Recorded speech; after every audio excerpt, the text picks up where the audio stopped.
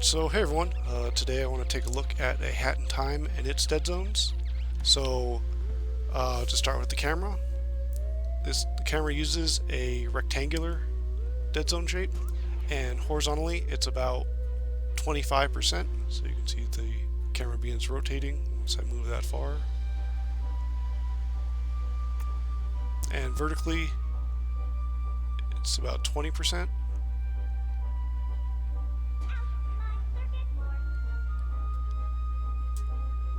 Normally I'm against axial dead zones, but this is a case where it's actually can be beneficial because in this case the camera works where horizontal movements rotate around the character and vertical movements zoom in and zoom out. And in many cases you just want to do one action at a time. You could be playing and don't want to zoom in and out and just rotate horizontally or zoom in and zoom out. And axial dead zones are good for that because they create these blocks of exclusive movement for that. So this entire block is just rotating the camera. This entire block is just zooming in and out. And of course in the green regions then both occurs. So when you want very discrete actions like this, axial dead zones are very useful. Now for movement, we have a 20% square dead zone. Movement starts extremely slow, so you see this more on the way she pivots, but she is moving in a direction very slowly, and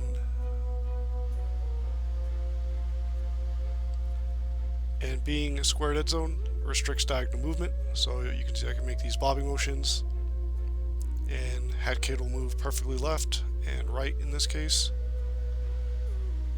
forward and back. Now this is where axial dead zones aren't as helpful because the restricted diagonal movements mean that your character movement isn't accurate to your stick movement. And so it would have been better for this to be a circular dead zone, so you could have full diagonal movement. Of course, when you're playing,